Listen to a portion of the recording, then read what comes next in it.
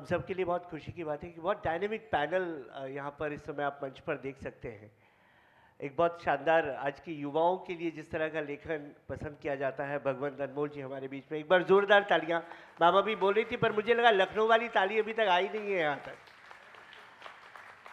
एक बहुत चिर परिचित, जाना पहचाना और बहुत प्यार जिसको मिलता है, चाहे वो उनकी किताबें हों, चाहे वो टीवी पर हम उनको देखते हों। पारितोष त्रिपाठी हमारे बीच में है और हमारे बीच में एक ऐसा चेहरा जिनका काम बहुत बड़ा है, श्री कमलेश कमल जी। आप आईटीबीपी में आप नेशनल पीआरओ हैं, लेकिन भाषा विज्ञान और किस तरह से आज के युवाओं को, बालकों को हिंदी का व्याकरण सिखाया जा सकता है, उस पर बहुत बड़ा काम कमलेश जी का। एक बार उनके लिए भी जोरदार तालियां जरूर बताइए।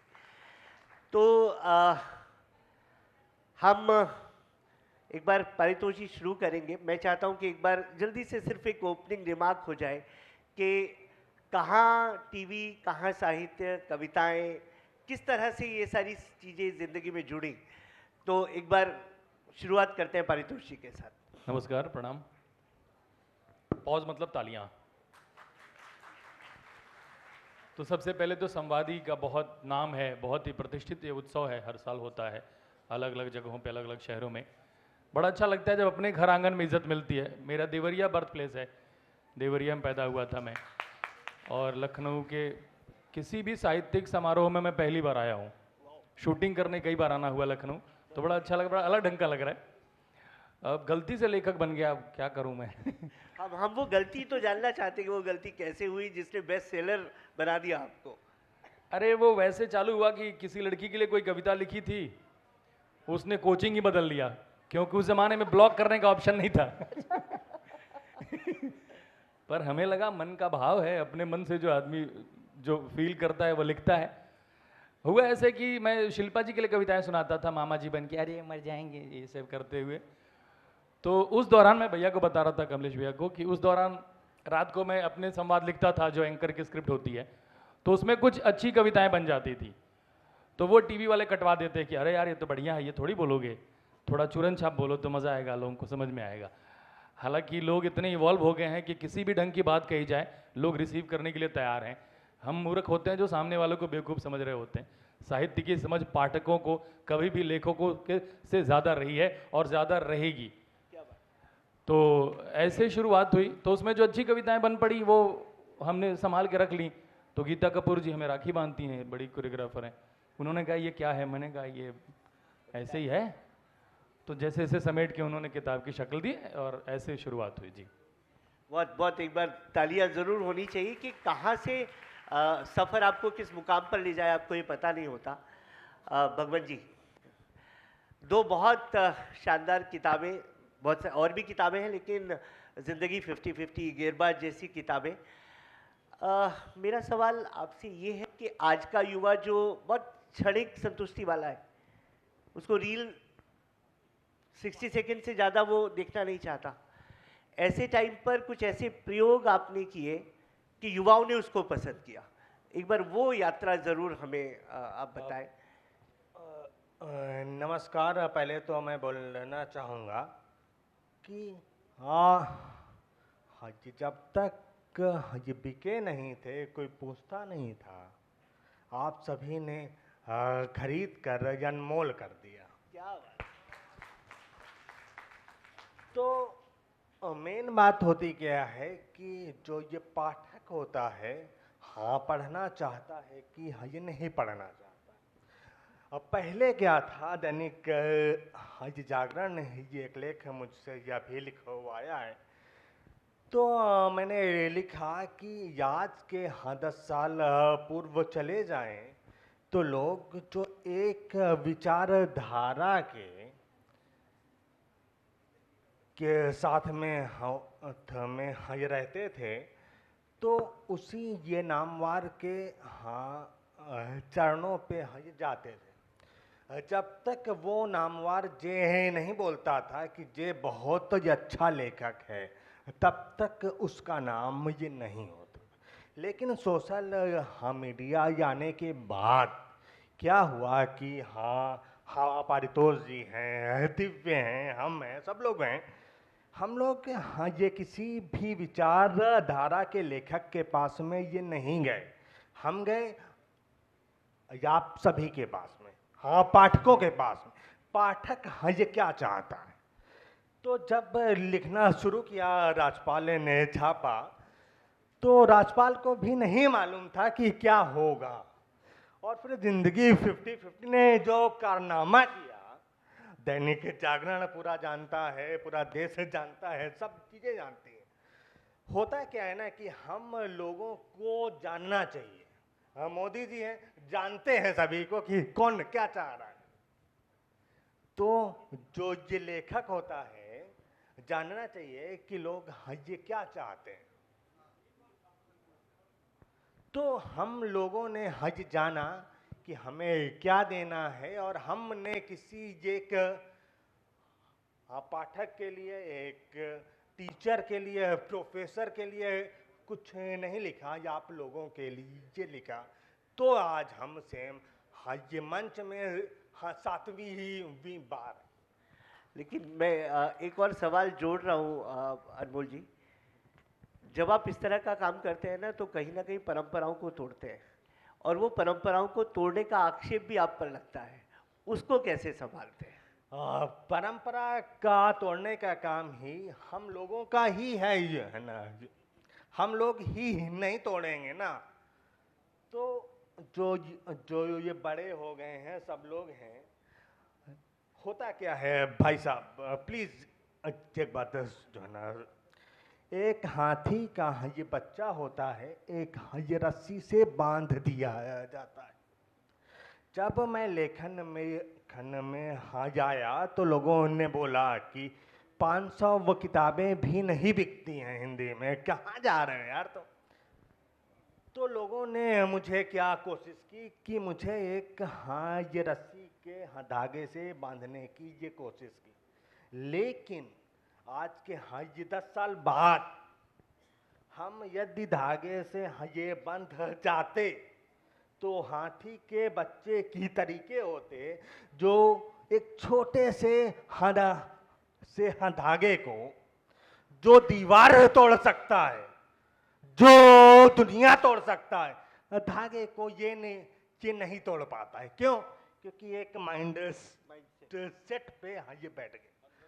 हम लोग क्या हैं, किसी भी ये साहित्य की शिक्षा नहीं लिए हैं, कुछ नहीं। हम लोगों को क्या था कि पूरा देश है, दुनिया है, हमें देश को हिंदी पढ़ाना है। और फिर क्या हुआ, पूरी दुनिया ने साथ ये दिया। यदि हम हाथी के बच्चे की तरीके बन जाते, तो कोई ना पढ़ता, यहाँ पे भी हम ना होते 7वीं बार। ये एक अच्छी बात है कि हम परंपराओं को तोड़कर नए प्रयोग करने के लिए तैयार हैं, और इसीलिए शायद उनको पसंद भी किया जा रहा है। कमलेश जी हमारे बीच में हैं। इंडियन तिब्बत पुलिस फोर्स में आप असिस्टेंट कमांडेंट हैं, लेकिन भाषा और व्याकरण पर जो काम वो कर रहे हैं, विशेषकर युवाओं और बालकों के लिए, कि आज भारत सरकार के बहुत सारे ऐसे इंस्टीट्यूशन हैं जो उनकी सेवाएं लेते हैं। तो कमलेश जी, मेरा सवाल ये है कि आज जब ग्लोबलाइजेशन के इस दौर में, जब भाषाई जो सीमाएं हैं वो टूट रही हैं, कहीं ना कहीं धूमिल हो रही है, वहाँ हिंदी की उसी धमक के साथ प्रतिस्थापना, ये जो कोशिश ये लोग कर रहे हैं, मैं उसके बारे में एक बार आपसे बात करना चाहता हूँ। सबसे पहले तो इस सभागार में उपस्थित आप सभी लोगों का स्वागत, अभिनंदन। आप सब यहाँ हैं, यह भी इस बात का प्रमाण है कि आप सभी हिंदी प्रेमी हैं और हिंदी की धमक कहीं गई नहीं थी। देखिए, ये एक मिथक है जब कहते हैं कि हिंदी उस तरह से लोग नहीं पढ़ रहे हैं, नहीं गुन रहे हैं। देश भर में डाटा, मैं डाटा दूंगा नहीं, आप गूगल कर लीजिएगा कि एक वर्ष में कितनी लाख पुस्तकें आती हैं। ठीक, हम जिसके मंच पर बैठे हैं, दैनिक जागरण के मंच पर हैं, सबसे पहले उसके प्रति आभार प्रकट करते हुए मैं एक चीज कहता हूं कि जरा देखिएगा कि दैनिक जागरण कितने लोग पढ़ते हैं। विश्व का सबसे बड़ा अखबार है, किसी भी भाषा का देख लीजिए, ये हिंदी में है। किसी भी कुछ दिन पूर्व कहीं मैं बात कर रहा था तो मैंने कहा किसी भी चैनल को देख लीजिए जहां लोग बैठकर कह रहे हैं कि आज हिंदी लोग नहीं पढ़ रहे हैं, उसी चैनल के इंग्लिश वाले का क्या व्यूअरशिप है, हिंदी का क्या व्यूअरशिप है। तो हिंदी की धमक कहीं नहीं गई थी, हिंदी सब दिन से बाजार में है। आज राजनीतिक उसको कहिए कि सहारा भी मिल गया है, संबल भी मिल गया है, सांस्कृतिक रूप से हम सब में एक भाषाई बोध जगा है। आज की जो नई पीढ़ी बैठी है ना, ये पैसे देकर के आने वाली पीढ़ी नहीं है। इनको ये आए हैं सुनने के लिए, जानने के लिए, देखने के लिए कि आपने जिनको हिंदी के चेहरे बता रहे हैं, हिंदी के लिए कितने कमिटेड लोग हैं, कितने इनका समर्पण क्या है हिंदी के लिए। तो मनुष्य सिर्फ एक सामाजिक प्राणी है कहने से काम नहीं चलेगा। क्या मनुष्य केवल एक सामाजिक प्राणी है? अधूरी बात। मनुष्य एक भाषिक प्राणी भी है।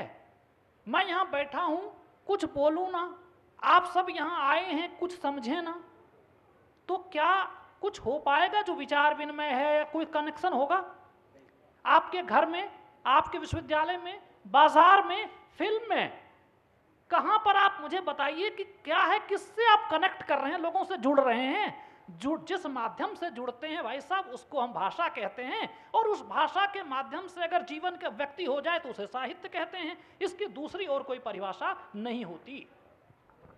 तो हम इस बात को समझें, हम सब आज बड़े संजीदगी से इस चीज को आए कि भाषा आपकी परिभाषा है और आप सिर्फ सामाजिक प्राणी नहीं हैं, आप एक भाषिक प्राणी भी हैं।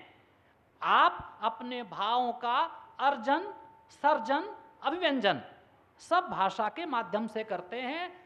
आप इसे अच्छे से कर सकें, आपके करने का जो माध्यम है, भाषाई कौशल है, वह निखरे, आपकी अभिव्यक्ति अच्छी हो, इसके लिए भाषा है। और हमारे जैसे कुछ लोग जो भाषिक अनुशासन पर काम करते हैं, उनका दायित्व तो होता है सरलता के साथ, तार्किकता के साथ, वैज्ञानिक प्रविधि से भाषा पर बात हो, सबको समझ में आए। उद्देश्य बस इतना है। तो हम सब आज अभी का जो एक सत्र है, इसमें हम लोग इस भाव दशा के साथ चलें कि हम सिर्फ सामाजिक प्राणी नहीं हैं, भाषिक प्राणी हैं। हिंदी हमारा, जिसको हिंदी भाषा के रूप में वह प्राण तत्व है उस भाषा का, और हम इस पर बात करेंगे। धन्यवाद। धन्यवाद कमलेश जी। परितोष भाई, एक ट्रेंड है, आप टीवी पर फेमस होइए फिर किताब लेकर आ जाइए। ये कहीं ना कहीं मदद करता है क्या? ऐसी बात, मैं इसमें कोई छोटा सा जवाब, this is not a tone, but मैं ये पूछना चाह रहा हूँ कि ये जो एक अंतर संबंध है, ये एक दूसरे में कैसे सहायक होता है, ये जानना चाहता हूँ। नहीं, मुझे लगता है कि अगर आप टीवी पे या कहीं रील में फेमस हैं और आपकी किताब आ जाए, तो इसके हिसाब से तो उर्फी जावेद को उपन्यास लिख के बेस्ट सेलर हो जाना चाहिए।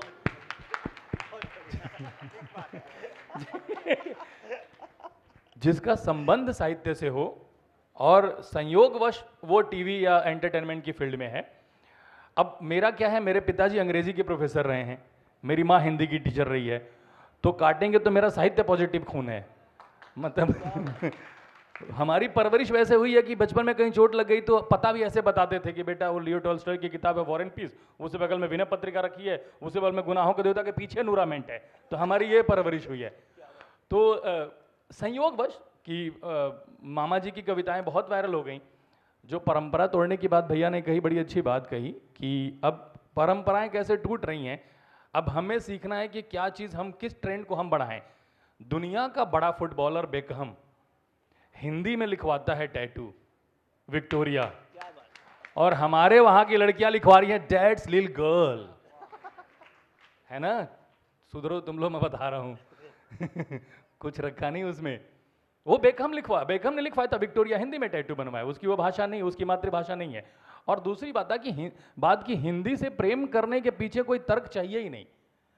हमें प्रेम ही हिंदी में हुआ, अंग्रेजी तो मार के सिखाई गई ना बचपन में, प्यार तो हिंदी में ही हुआ है। लेकिन आज के टाइम में तो दूसरी चीज हो रही है ना कहीं एक परिवार से एक वो दिखा दिया जाता है कि अंग्रेजी बोल रही है, स्कूल जाओगे तो अंग्रेजी बोल रही है, हिंदी यानी कुंठा।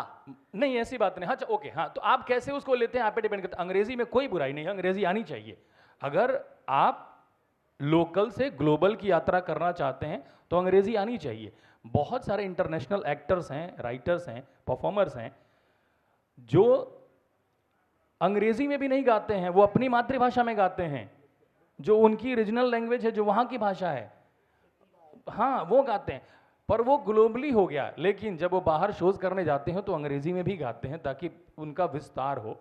अंग्रेजी जानने में कोई बुराई नहीं, बिल्कुल सीखना चाहिए। मैंने तो एक दिन लिखा था कि हमारी इंडस्ट्री में अच्छी हिंदी बोलने के लिए अंग्रेजी का आना जरूरी है।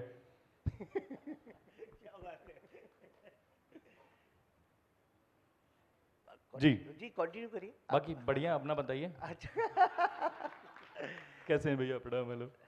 तो अनमोल भाई, एक परंपरा और टूटी हाँ। कि जैसे एंकरिंग के क्षेत्र में जब मेरा आना हुआ तो कैसे एंकर होते थे, वो जो 3 पीस सूट पहने और सामने एक टेलीप्रॉम्प्टर चल रहा होता है, उस पर बहुत बढ़िया से मुस्कुराते हुए बोल पाए, पढ़ लें। उस परंपरा में मैं कुर्ता पजामा और झोला लेके मामा जी बना, जिसको ना टीपी पढ़ने का शऊर था और ना उसको भाषा आती थी कि सो गाइस लेट्स वेलकम, कुछ नहीं आता था। तो फिर हमारी अपनी भाषा बन गई और वो एक्सेप्ट कर लिया गया। मुझे लगता है ईमानदारी से किया गया हर काम एक्सेप्ट किया जाता है, बस उतना बचा लेना है बस। अनमोल भाई, इसी बात को आगे बढ़ाते हैं, जो बात अभी मैं कॉलेज और एक तरह से स्कूल्स, परिवार, वहाँ जब एक सॉफ्टवेयर इंजीनियर, एक इंजीनियर आगे निकलकर हिंदी में लिखना शुरू करता है तो कहीं ना कहीं दायरे तो दरकते हैं। वो एक बार कैसे, क्योंकि यहाँ बहुत सारे इन्वेस्टर्स बैठे हैं जिन्होंने वो डिसीजन लेने हैं, वो निर्णय लेने हैं कि आगे जाकर क्या करना है, तो वो हिम्मत कैसे दिखाई जाएगी, वो एक बार बताओ। बिल्कुल ठीक बात है ना नील जी।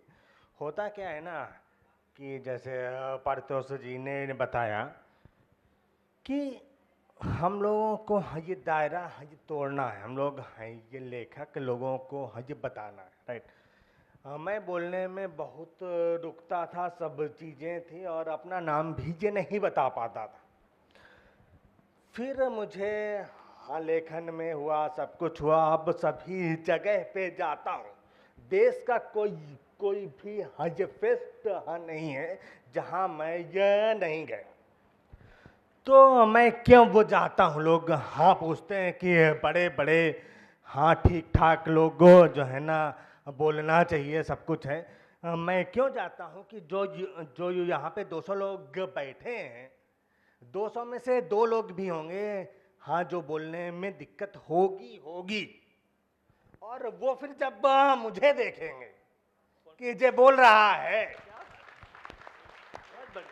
तो वो भी आके शरद हाँ ये पवार को देखेंगे, सबको देखेंगे, लगेगा कि हम भी नेता बन सकते हैं। अपना मन नहीं मारेगा तो मैं जाता हूँ। जयंत जी बार बार करते हैं, कई बार हमने हाँ मना भी किया, लेकिन जब नहीं करता हूँ मैं। तो हम जाएंगे और साहित्य आज तक जयपुर सब जगह पे गया हूँ और हाँ बोला हूँ। क्यों? क्योंकि 200 में से हाँ 2 लोग भी होंगे जो सोचेंगे कि हम भी बोल सकते हैं। लेखक का काम होता है कि ये दिशा दिखाना, हमारा काम भी है दिशा दिखाना। तो चाहे लेखन के हज माध्यम से हो, चाहे वक्ता के माध्यम से। बहुत बढ़िया। एक बार मुझे लगता है कि जिस जज्बे की हम बात कर रहे थे कि ये वही युवा हैं जो हिम्मत करके आज सामने आ रहे हैं।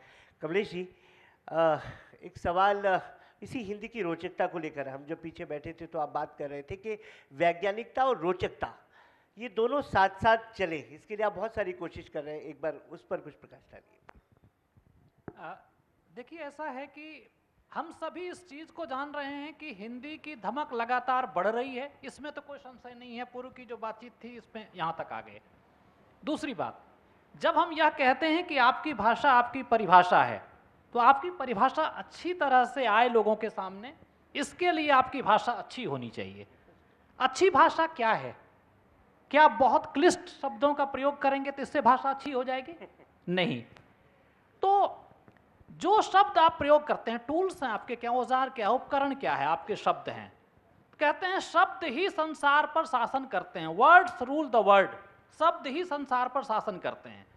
जिसने शब्दों को साध लिया, समझिए कि जीवन को साध लिया। एका शब्द सम्यक ज्ञाता सम्यक प्रयुक्ता सर्वलोके च कामधुक भवते। एक शब्द को भी आप ठीक से जानते हैं, ठीक से प्रयोग कर लेते हैं, तो इस संसार में कामधेनु गाय की तरह है। तो हम सब जिन शब्दों का व्यवहार करें उसका वही अर्थ क्यों है। एक सामान्य सी चीज है, हम सब बैठे हैं, कभी कह देते हैं हताश हो गए, कभी कहते हैं निराश हो गए। अभी इनसे बात हो रही थी। अब इसमें आज का युवा यह जानना चाहता है कि एक वाक्य में बताइए दोनों में क्या अंतर है, पूरी कहानी मत कहिए। तो उसमें अगर आप एक लाइन कहा कि हत मतलब मरना, निर मतलब नहीं, हत आशा, आशा मर गई तो हताशा हो गई, लेकिन आशा नहीं है तो निराश हैं आप।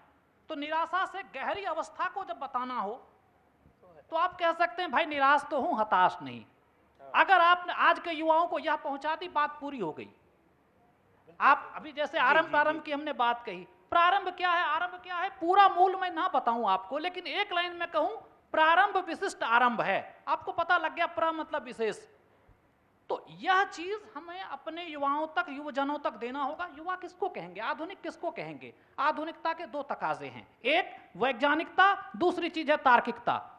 दो ही तकाजे हैं, दो ही ऐसे चीज हैं, निकस हैं जिस पर हम किसी को आधुनिक मानते हैं। वह व्यक्ति वैज्ञानिक हो, पहली बात, दूसरी बात तार्किक हो। यह दोनों बात आज के युवाओं पर जाता है।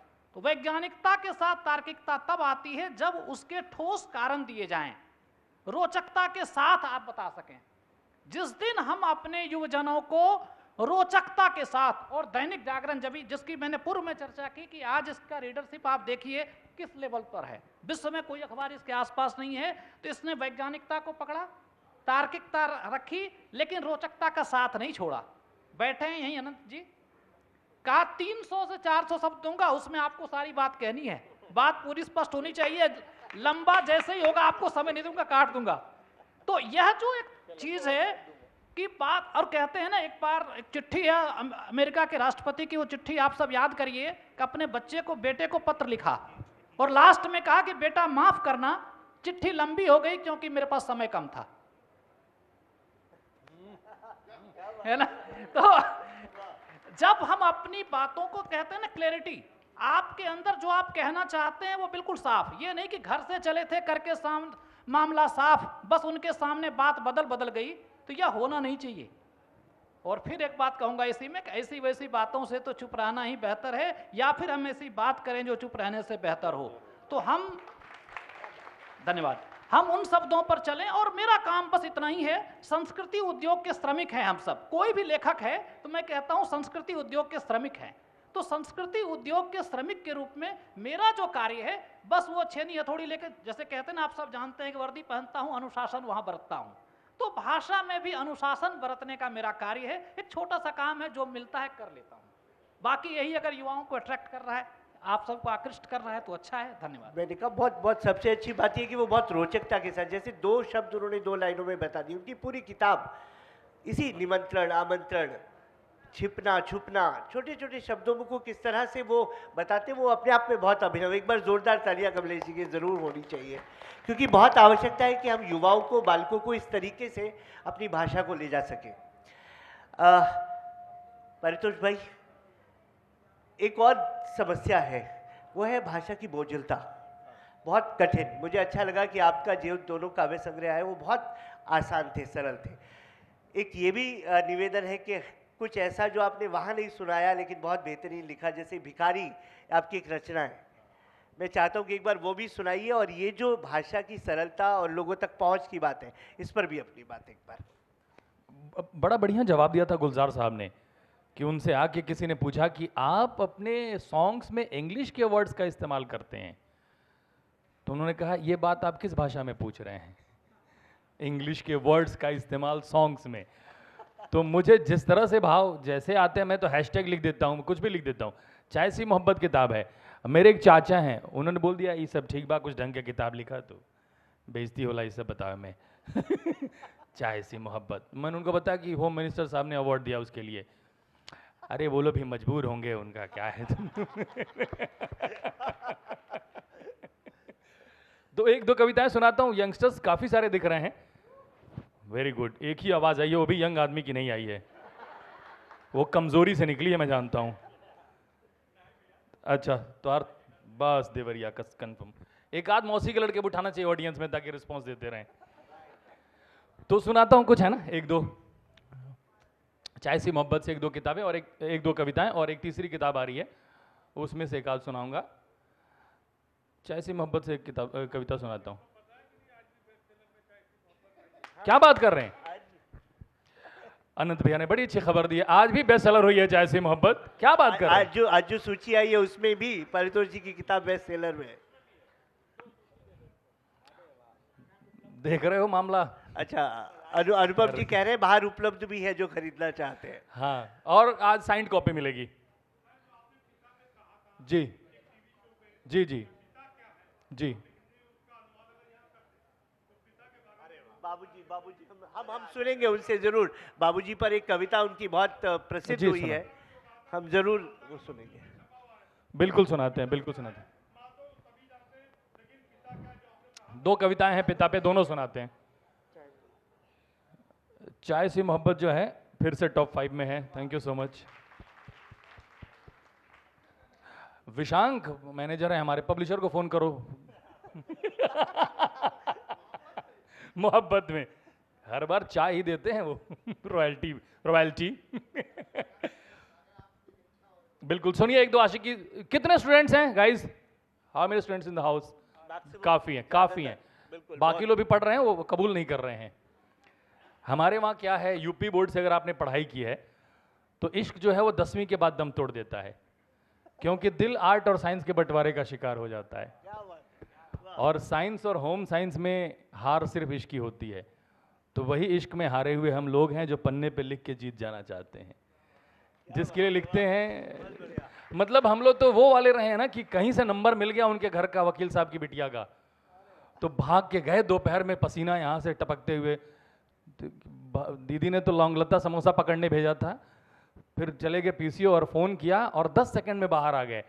और पीसीओ सेंटर वाले ने पूछा भैया कि क्या हुआ, किसी और ने उठा लिया? तो हमने मुंह लाल करके बोला नहीं भैया, उसी ने उठा लिया। तो तू क्यों डरती है बदनामी से, मैं तुझे बस दोस्त बताया करता हूँ। तू क्यों डरती है बदनामी से, मैं तुझे मैं इन बड़ों के मन की बात कह रहा हूँ, बस ये लोग कबूल नहीं करते हैं। हमसे पहले बाप लोग ही आए ना, अपन तो बाद के हैं। तू क्यों डरती है बदनामी से, मैं तुझे बस दोस्त बताया करता हूँ। हो न जाए मोहब्बत कहीं फिर, मैं शाम घर में बिताया करता हूँ। मैं शाम घर में, क्रेज देख रहे हो लौंडे का? मैं शाम घर में बिताया करता हूँ। जाती नहीं है लाली तेरे होठों की मेरे होठों से, जाती नहीं है लाली तेरे होठों की मेरे होठों से, मैं मजबूरी में पान चबाया करता हूँ। मैं मजबूरी में पान चबाया करता हूँ। सब खत्म, मैं मजबूरी में पान चबाया करता हूँ, मिटता ही नहीं है तेरा नाम बदन से। मैं मजबूरी में पान चबाया करता हूँ, मिटता ही नहीं है तेरा नाम बदन से, मैं टैटू को टैटू से छुपाया करता हूँ। दीपिका दीदी ने आरके का फूल बनवा लिया, पता सबको ही होगा। एक सुनिए कि ये बड़ा वायरल हुआ था चींटियां वाला, कि सीख तो लेने दो मनाने का हुनर। इसके बाद अच्छी भी सुनाऊंगा, ठीक ठाक भी लिखता हूँ, ऐसे बेस्ट सेलर नहीं हुई है। बिहार चुनाव है, कुछ बड़े यहाँ पे काफ़ी समझदार लोग बैठे हैं, तो बिहार चुनाव पे 2 लाइन सुन लीजिए, किसी पार्टी विशेष के लिए नहीं है बस। कि वही लाता है बाढ़ फिर वही नाव लेके आता है, वही लाता है बाढ़ फिर वही नाव लेके आता है, क्या क्या ये चुनाव लेके आता है। तो अब सुनिए, वही जहां पे थे हम लोग, उसी पाठ्यक्रम पे, कि सीख तो लेने दो मनाने का हुनर, इतनी जल्दी खफा हुआ ना करो, जलती नहीं है सिगरेट जलता है कलेजा, सुर्ख होठों को ऐसे धुआं ना करो।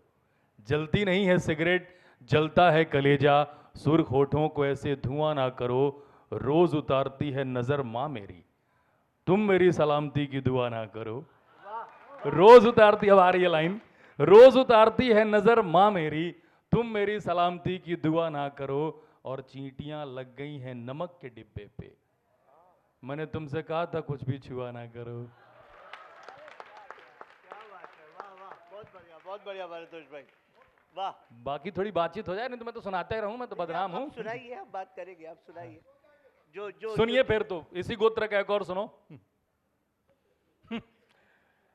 यहां बिछड़ते हैं, बहुत सारी प्रेम कहानियां हैं। हम लखनऊ यूनिवर्सिटी में हैं, कितनी सारी प्रेम कहानियां हैं जो कोर्स से पहले पास आउट हो जाती हैं। कितनी सारी प्रेम कहानियां हैं जो हम पास आउट हो जाते हैं, वहीं भटक रही होती है कैंपस में। कितनी सारी प्रेम कहानियां हैं जो आधे कप कोल्ड ड्रिंक और आधे टूटे समोसे के साथ नीचे गिर जाती हैं। तो सुनिए, यहाँ बिछड़ते हैं वहाँ मिलते, यहाँ बिछड़ते हैं वहाँ मिलते, जैसे बिछड़ते हैं वैसे कहाँ मिलते। यहाँ तुमको ब्लॉक कर रखा है ना उसने।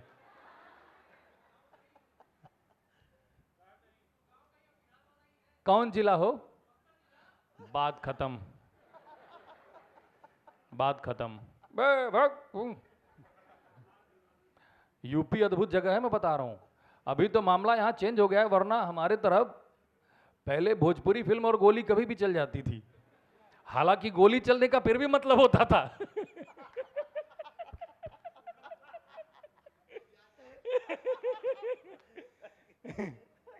उत्तर प्रदेश है, यहां पूड़ियां कड़क और नेता मुलायम मिला करते थे। अच्छी बात है, हम उन्हीं के राज में पास हुए हैं भाई। 10th 12th दोनों, वरना हम पढ़ पाते ना आप हमें पढ़ पाते। बहुत अच्छी चीजें उनके बारे में सुनी है। बहुत कद्दावर नेता थे हमारे पूर्व मुख्यमंत्री मुलायम सिंह यादव जी के लिए भी तालियां होनी चाहिए, मुझे लगता है। सुनिए कि यहां बिछड़ते हैं वहां मिलते, जैसे बिछड़ते हैं वैसे कहां मिलते। इंतजार में बेचैनी थी शायद, वरना हम कहां कहां मिलते। इंतजार में बेचैनी थी शायद, वरना हम कहां कहां मिलते। और कैसी जिद है उफ कैसा है बचपना, वरना हम कहां कहां मिलते। और कैसी जिद है उफ कैसा है बचपना। वो मिलते तो हैं पर तबीयत से ना मिलते, वो मिलते तो हैं पर तबीयत से ना मिलते। और सर्द मौसम में कहां नेक इरादे मिलते। सर्द मौसम में एक ही लाइन काफी आगे भी सुनाता हूं, ठीक है।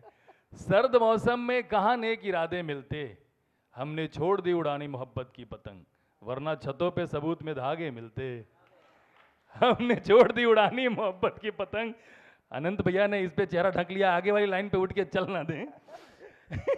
वरना छतों पे सबूत में धागे मिलते, और हमने शराफत दिखलाई तो गुरूर आया उनमें। वरना छतों पे सबूत में धागे मिलते, और हमने शराफत दिखलाई तो गुरूर आया उनमें। वरना हमारी तरह हरकत करते उनके साहबजादे मिलते। एक सुनिए, बिछड़न नाम से कितने लोगों का 2-2 ब्रेकअप हुआ है गाइस? 2-2 ब्रेकअप वाले कुछ है, हाथ एक ही उठा रहे, एक से अभी भी पकड़ रखा उन लोगों ने। बिछड़न एक कविता है, नहीं अरे इन्होंने हाथ खड़े कर लिए हैं। सुनिए बिछड़न, सुनिए, ये हर एज ग्रुप के लिए दवा है। ये तीसरी किताब आएगी, घनघोर इश्क नाम है उसका, पहली बार के सेमन से बता रहा हूं। तीसरी किताब आने को तैयार है। उसकी एक कविता, हम बिछड़े तुमसे तुम बिछड़े हमसे। सुन पा रहे हो ना? तो हाँ हूं कहो कुछ। हाँ ठीक। हम बिछड़े तुमसे तुम बिछड़े हमसे, तुम्हें गम बिछड़ने का हम बिछड़े गम से। हम बिछड़े तुमसे तुम बिछड़े हमसे, हमें गम बिछड़ने का तुम बिछड़े गम से। प्यार का पहला डर है बिछड़ना, प्यार का अंतिम सच है बिछड़ना। प्यार का पहला डर है बिछड़ना, प्यार का अंतिम सच है बिछड़ना। हम प्यार से बिछड़े या प्यार बिछड़ा हमसे, याद नहीं, बस इतना याद है जब मिली थी तो पलट के रोई, जब बिछड़ी तो लिपट के रोई। वाह वाह वाह। हम वापस अभी अगले राउंड पर आते हैं। मैं अनमोल भाई, एक सवाल जो मुझे लग रहा है कि इस डिजिटल युग में कम से कम युवा पीढ़ी का सौंदर्य बोध जो है ना वो बहुत बदला है, उसका देखने का तरीका बहुत अलग हुआ है। तो उस नज़रिए को देखते हुए किन बदलावों की ज़रूरत आज युवा लेखकों को लग रही है, जो समाहित करने की ज़रूरत है ताकि उन तक पहुंचा जा सके? देखिए टील जी, क्या है, ये एक चीज़ कभी नहीं ये बदलती कि हमें क्या ये बोलना है, क्या ये बताना है। तो कलाम साहब बोल चुके हैं कि सोच किसी बाप की जागीर नहीं, कि हाँ प्रोफेसर के पास ही आएगी या आलोचक के पास आएगी, संपादक के पास। सोच ये किसी के पास ये भी जा सकती है, 200 लोग हैं, किसी के पास में भी जा सकती है। और क्या है कि आप सोच को जब कागज पे बेहतरी को, दुष्यंत हाजी कुमार ने भी बोला है कि सिर्फ हंगामा खड़ा करना मेरा मकसद नहीं, मेरी कोशिश है कि ये सूरत बदलनी चाहिए। तो हम लेखकों का मनोरंजन, ठीक बात है कि हाँ मनोरंजन करेंगे सब कुछ, लेखक का हाँ काम होता है कि समाज को, दुनिया को रास्ता देना। यदि हाँ नहीं दे पा रहा है तो ये कपिल शर्मा के शो और हाँ लेखक में कोई डिफरेंस नहीं। तो हम चाहते हैं लेखक के हाँ जो है ना तौर पे कि जो लोग हैं, पाठक हैं, ये लेखक हैं, कि ये एक बेहतर समाज के लिए हाँ नई सोच, नई चीज़ें लाएं, ताकि और हाँ सरल भाषा में लाएं। सरल हाँ ये भाषा क्या रहती है कि हमारे टाइम पे हाँ ये मैथ्स के हाँ ये टीचर थे और बहुत नॉलेजेबल थे और जाने क्या बता जाते थे, लोगों को पता नहीं चलता था, लोग बोलते थे हाँ मैथ्स बड़ा हाँ ये कठिन सब्जेक्ट है। फिर दूसरे जाए और पता चला मैथ्स हाँ कठिन नहीं है, समझाने वाला कठिन था। क्या बात है। तो लेखक भी क्या है, टीचर ही है, और अपने भाषा के माध्यम से, सरल भाषा से हाँ पाठकों के बीच में क्या बोलता है, क्या है जो है ना बताता है, बहुत जरूरी है। सरल भाषा में गंभीर टॉपिक बहुत चलता है और जो है ना बिकता है। धन्यवाद। धन्यवाद मोल जी। कमलेश जी, बहुत चलता है ना, बहुत चलता है। बस वो पारितोषिक की तरह बता नहीं पा रहे हैं। अच्छा। हम अपने अंतिम चरण की तरफ है। कमलेश जी, तकनीक एक बहुत बड़ा माध्यम है, तो जब आप इस तरह के प्रयोग करते हैं तो भाषा को युवाओं तक, बालकों तक रोचकता के साथ पहुंचाने के लिए तकनीक कितना बड़ा सहायक है, क्योंकि आज का जो टाइम है वो पूरी तरह से तकनीक पर है, भाषा उसमें कैसे एक माध्यम बन सकती है?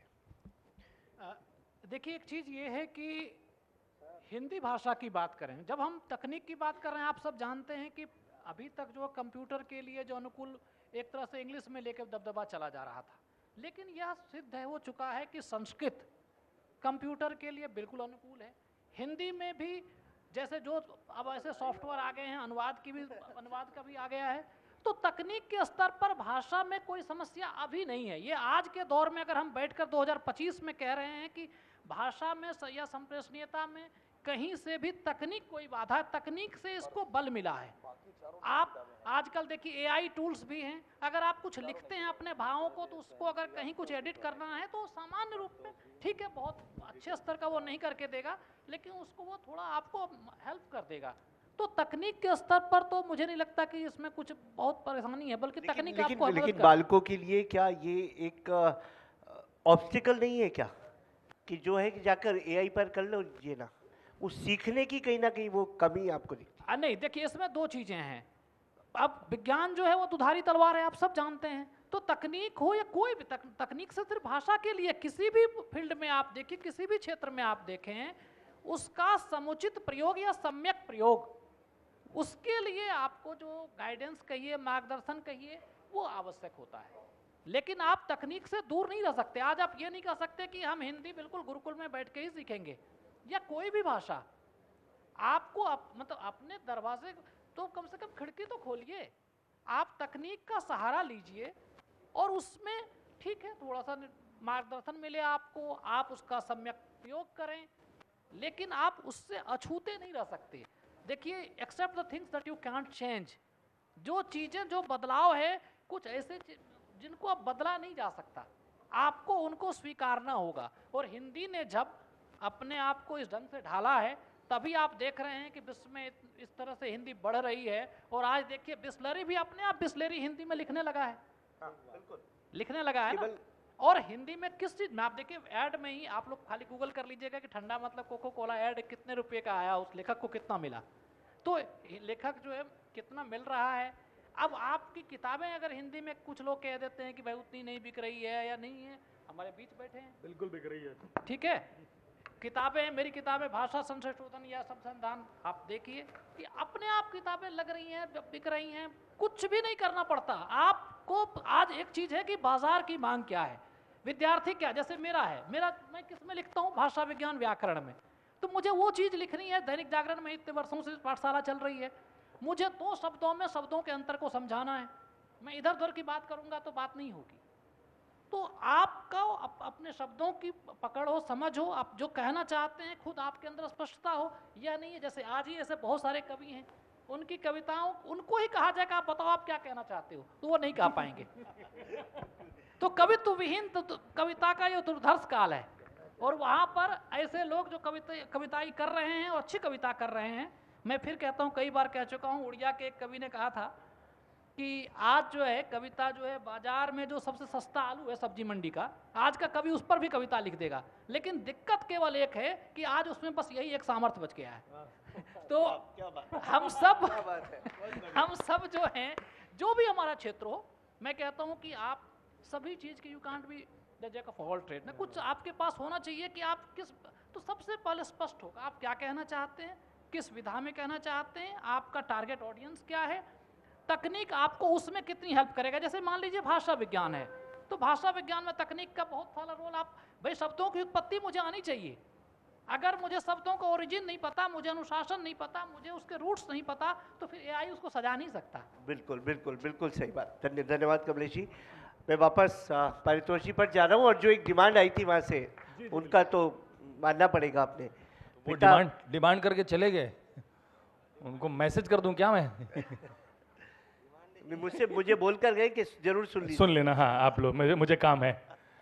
बड़ा अच्छा बोला कमलेश भैया ने, इतने सारे कवि हो गए, बारिश होने पे मेंढक से ज्यादा इंस्टाग्राम पे कवि पैदा हो जा रहे हैं।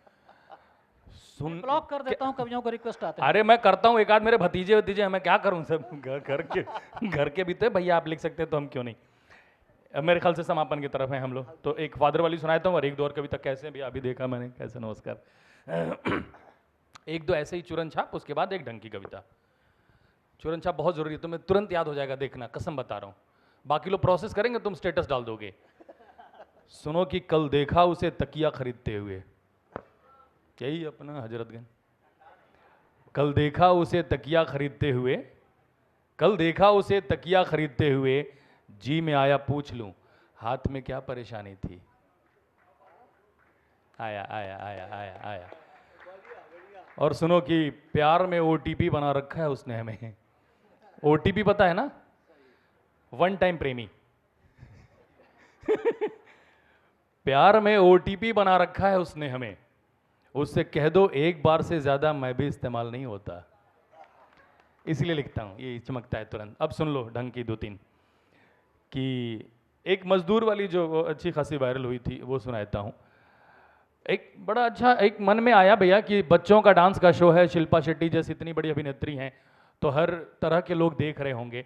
तो मेरे पास 2 ऑप्शंस थे कि मैं भी चुटकुले सुना के 2-3 डांस करके निकल जाऊं। मुझे लगा कि यहाँ भीड़ बहुत हो रही है, अच्छी टीआरपी आ रही है, इतने बड़े मन से कोई अच्छी बात कही जाएगी तो दूर तक पहुंचेगी, इसलिए मैंने ये मजदूर वाली कविता कही थी उस मंच से। आपकी महंगी गाड़ी चलाने वाला अक्सर पैदल घर जाता है। मैं जा रहा हूं मैम, मेरा हो गया। सुनिए, तो आपने वाह कह के एनर्जी दे दी। तो टीवी वाले एपिसोड में ये 4 लाइन ही आई थी, मैं पहली बार 8 लाइन पढ़ता हूं यहाँ पे। आपकी महंगी गाड़ी चलाने वाला अक्सर पैदल घर जाता है, करोड़ों की रखवाली करने वाला वक्त पे पैसे नहीं पाता है। एक वक्त भूखा रहता है जो आधे घंटे में पिज़्ज़ा पहुंचाता है, और बारिश में छत टपकती है उसके घर की जो आपके लिए बड़ी बड़ी इमारतें बनाता है। बारिश में छत टपकती है उसके घर की जो आपके लिए बड़ी बड़ी इमारतें बनाता है। पूरे कपड़े में उसे देखा ही नहीं कभी, समाज में जो बुनकर कहलाता है। पूरे कपड़े में उसे देखा ही नहीं कभी। समाज में जो बुनकर कहलाता है, बेटी को पित्तल की बालियां नहीं दे पाया, जो खुद को सोने के खदान में तपाता है।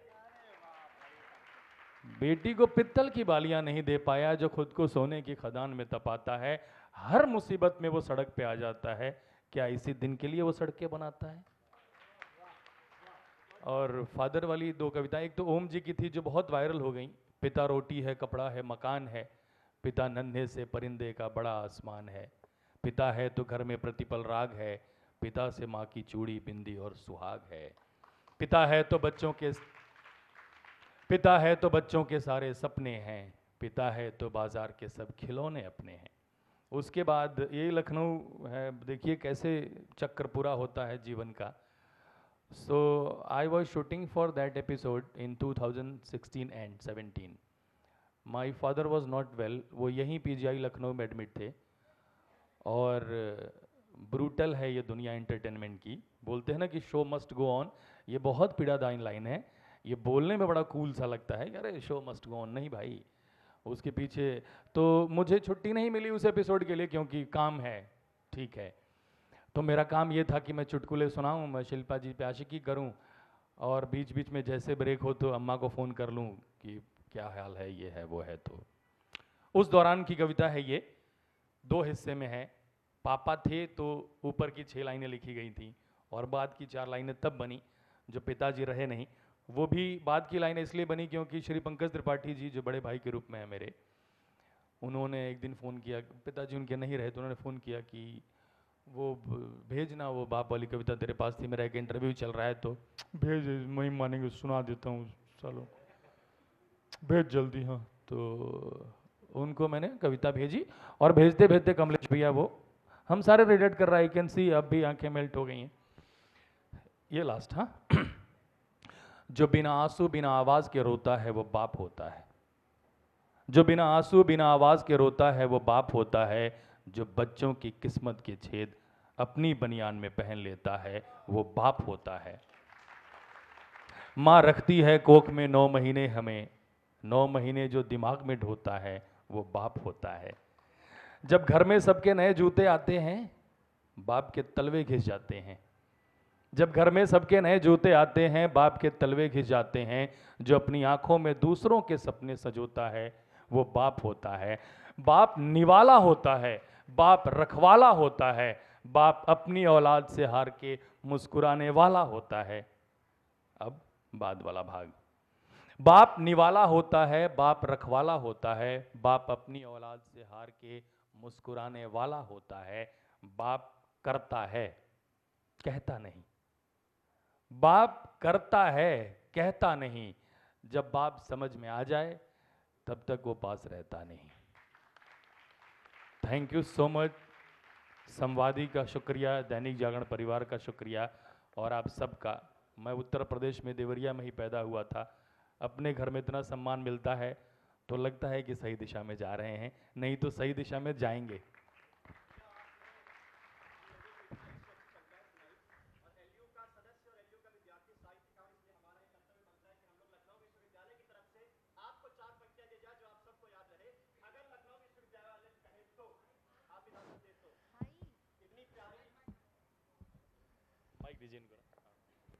बहुत धन्यवाद। और लखनऊ विश्वविद्यालय, नमस्कार, मेरा नाम वरुण शुक्ला है भैया। मैं एमए का छात्र हूँ, प्रथम वर्ष का, हिंदी साहित्य से। और इतनी प्यारी महफिल सजी, मेरा 10 मिनट हुआ लेकिन आपकी कविताओं के नाते मैं रुक गया। आपने पिता की कविता पढ़ी, आज मेरे पिताजी का जन्मदिन है। Happy birthday to your father. Thank you, thank you, thank you भैया। तब मैं एलयू की तरफ से आपके लिए पढ़ रहा हूँ, आप सबके लिए, कि महफिल सजी थी जिसमें कि आना था आपको। मुझे अच्छा लगेगा अगर आप लोग को रिपीट करें कि महफिल सजी थी जिसमें कि आना था आप, महफिल सजी थी जिसमें कि आना था आपको, सुनना था आपको ही सुना ना था आपको, सुनना था आपको ही सुना ना था आपको, रिश्ते को इस तरफ से संभाले हुए था मैं। भैया जिला तो हमरो आजमगढ़ भाई। रिश्ते को इस तरफ से संभाले हुए था मैं, रिश्ते को उस तरफ से बढ़ाना था आपको। और जब मैं दरवाजे पे खड़ा हूं तब कह रहा हूं कि चौखट खुली थी और संवादी के कार्यक्रम में आपका ही इंतजार था, चौखट खुली थी आपका ही इंतजार था, एक बार महज नाम बुलाना था आपको। और ये आखिरी शेर आप सबके नाम की, बोला था आपने कि मोहब्बत रहेगी पर। अब एलयू वाले कैसे सुनते हैं एलयू वाले को, ये आप पे निर्भर। बोला था आपने कि मोहब्बत रहेगी पर, वादा जो किया था तो निभाना था क्या आपको। बात है, क्या बात है, बस जोरदार तालियां। धन्यवाद। Very nice. मुझे लगता है कि कहीं ना कहीं आज मंच को सुनने के बाद, उसके बाद एक और युवा साथी को सुनने के बाद